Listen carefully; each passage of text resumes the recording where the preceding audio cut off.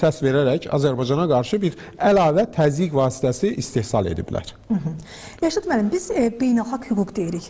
Beynəlxalq hüququn norma və prinsiplərinə belə deyək ki, uyğun olaraq Azərbaycan bunu həyata keçirdi. Bəs indi bunların özləri niyə buna zidd gedirlər? Əslində Azərbaycan fikirləri ilə tamamilə razıyam.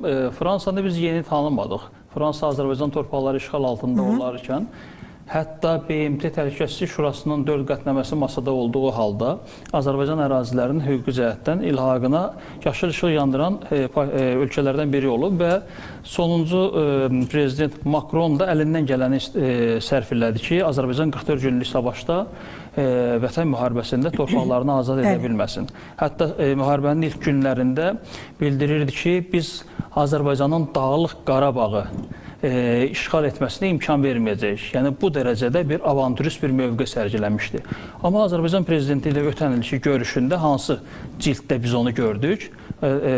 Fransanın Bakıdakı diplomatını görüşərkən də Azərbaycan prezidenti bildirmişdi ki, bəs Macronla görüşdən sonra artıq hesab edir ki, bu məsələlər Fransa ilə bağlı bu anlaşılmazlıq, gərginliklər geridə qaldı. Amma belə görünür ki, Fransa öz niyyətindən əl çəkmək istəmir. Baxmayaraq ki, Ermənistanın baş naziri dəfələrlə Azərbaycana tutduğu mövqeyə görə, sülh məramına görə, taxıl dəhlizi açdığına, Ermənistana yanacaq satdığına və s. bu kimi əlaqələrə görə təşəkkürlərini bildirib.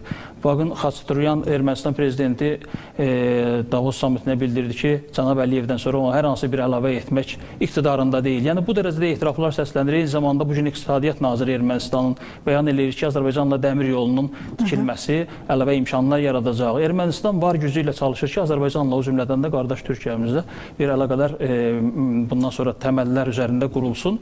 Amma Fransa axına qarşı bir üzməyə cəhd göstərir, heç bir əsas olmadan və nə beynəlxalq hüquq bir barədə düşünür, nə Azərbaycan torpaqlarında törədilmiş bu cinayətlər haqqında bir hesab edirəm ki, bu həm də bu ölkənin imperialist siyasətinin məntiqi nəticəsidir.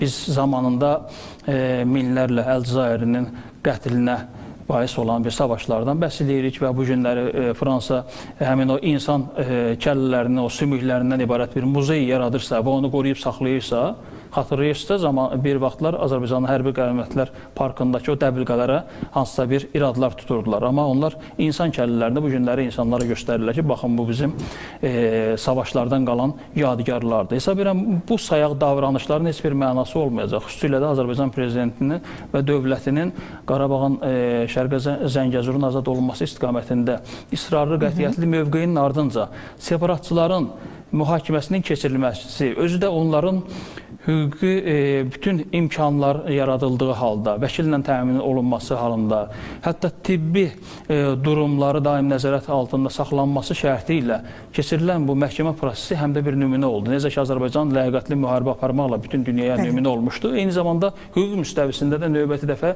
bu nümunəni təqdim etdi. Sadəcə Fransa o ölkə ki, hətta prezident seçkilərinin keçirilməsi kampaniyasında belə namizədlər Xan kəndindən, işğal olmuş ərazilərdən başlayırlar özlərinin kampaniyasını.